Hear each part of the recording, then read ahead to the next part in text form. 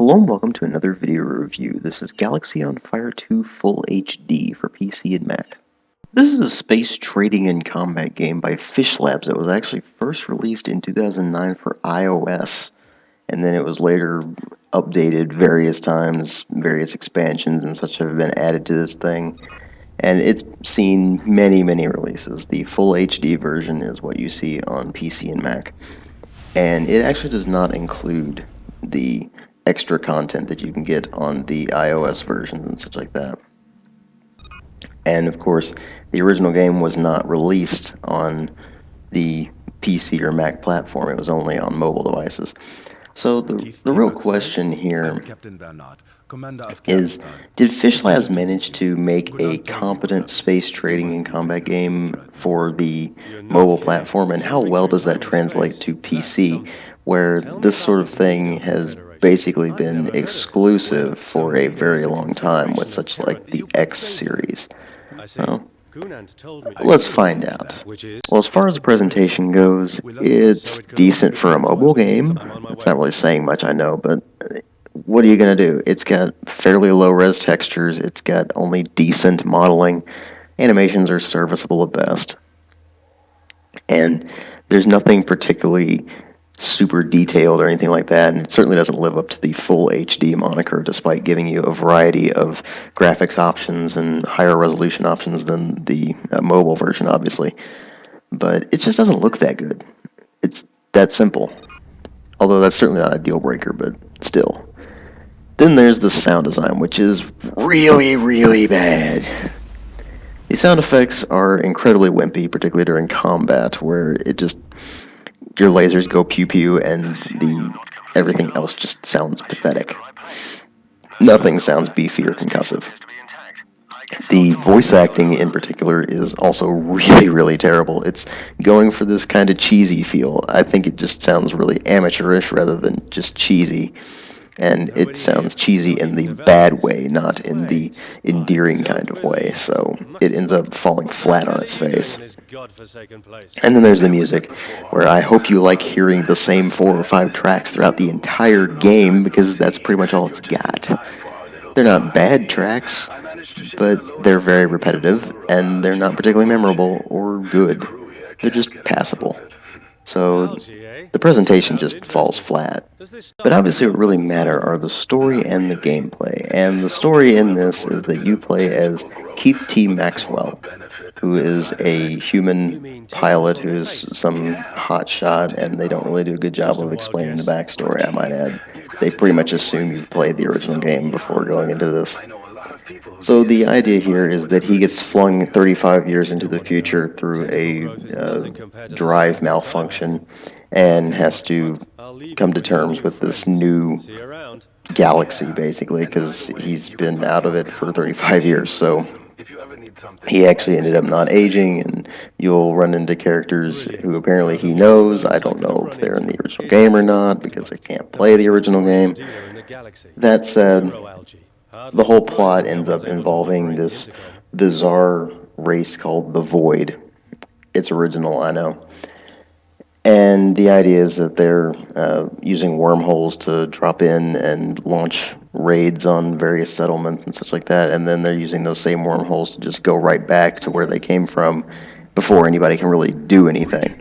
And obviously, Keith has to go with this secretive collective called Deep Science, where they're doing a lot of covert research, and it's basically the bleeding edge of technology and everything like that, and they're trying to find a way to defeat the Void, and that's pretty much where the story goes. It's actually really cliche, and it's not compelling at all. You may think at first someone like a hotshot pilot might be a kind of a cool character, but he really isn't. He just is rather dry and doesn't really have that much personality, which is really ironic because they clearly tried to make him have some sort of personality. It's just that everything just doesn't really work out in this game's favor as far as its plot goes. It's designed in a free-form structure where the gameplay takes precedence over the story, and the story ends up suffering. And on top of that, the character himself is just there. He's not really someone you can really get attached to. He makes a few quips here and there that just aren't really funny. And the entire time you're just sitting there not really knowing what's going on, because if you haven't played the original game, you don't have the backstory. So you don't really know any of the things he's talking about half the time, and it gets pretty ridiculous. Not to mention the plot itself is cliche and absurd, down to pretty much every cliche you can get to. I mean, he's got the scientist love interest and everything like that. It's pretty bad. But you don't really play this game for the story, and that is readily apparent by the style of gameplay this has. It is a space trading and combat game where you get to upgrade your ship over time, and you can purchase different ships. Obviously, you'll want to, because the starting ship is terrible. And it gives you a variety of equipment, things like various lasers and launchables, which is all sorts of different things. You get all sorts of different things like being able to have more cargo with better ships, or with certain items as equipment you can have more cargo space, because it apparently is better at organizing things. There's armor, shields, all that sort of thing, tractor beams, which allow you to pull things out of space and into your cargo hold. All sorts of things like that. Mining equipment that allows you to do all the sorts of things that you can do in this game. And there's actually quite a lot to do, which is especially good for a mobile game.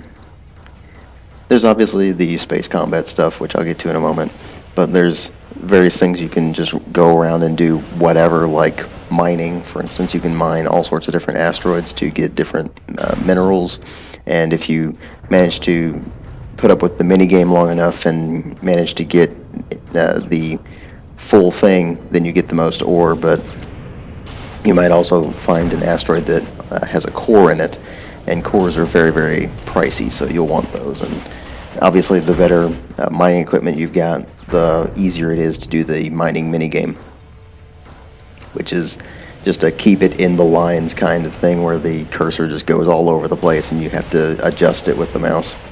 And obviously, the better equipment you've got, the less it goes berserk on you. Then there's the trading itself. You can go and obviously you can sell all of your minerals and such like that at various space stations, but you can also purchase commodities and all sorts of different things. And you can go and sell those off somewhere else for a better profit and things like that. And obviously, you'll also get various commodities and such like that by engaging in space combat and being able to pull things in with the tractor beam as well. So it allows you to do that, and it gives you a lot of commodities and a lot of locations to trade them in. And so there's quite a variety of things like that, but it's still basically the same thing the entire time. It's basically just you go here, you get the object, you go and you just click a button to sell it, and the prices don't really fluctuate all that much, so they haven't really done a great job of simulating a proper economy system.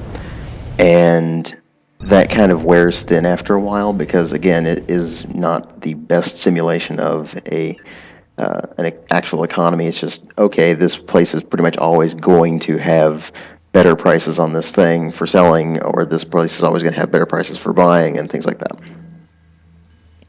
So they could do a lot more with that.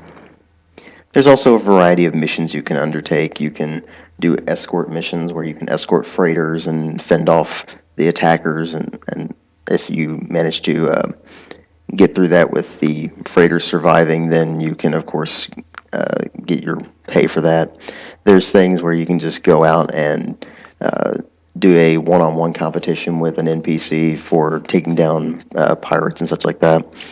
There's just wanted missions where you can hunt down a wanted criminal.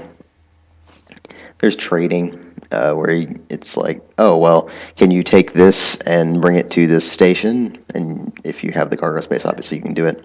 You can also pick up passengers if you have cabins, and bring them to their destinations safely for pay as well.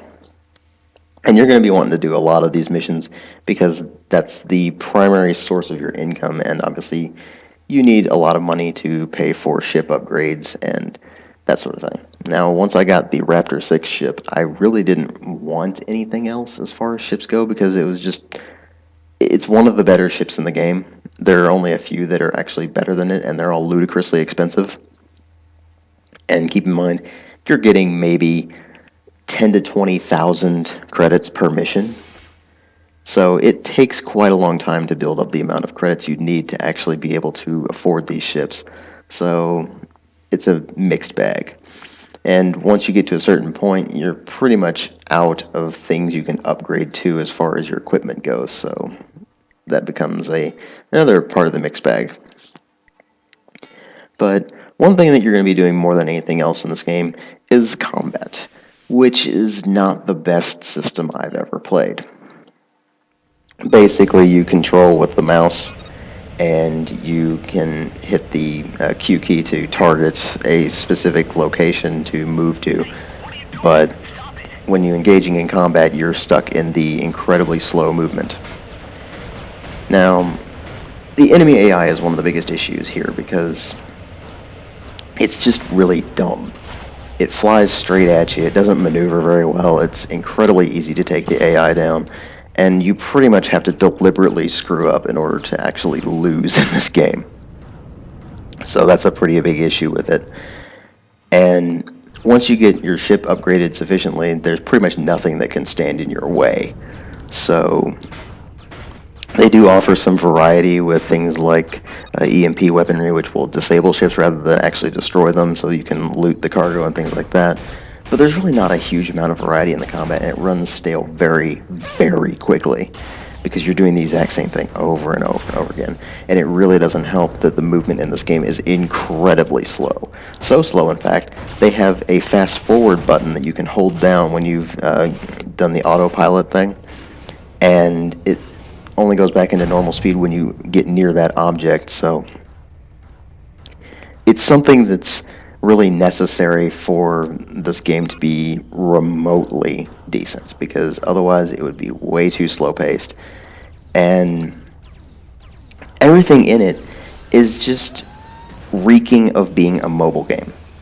The controls don't really work as well as they should. There's not full keyboard support, so to speak. It works, but it's something that you had to get used to, and not everything is intuitive. For instance, if it says yes or no, you would expect to be able to press Y or N, but you can only press enter or escape, and it's kind of weird.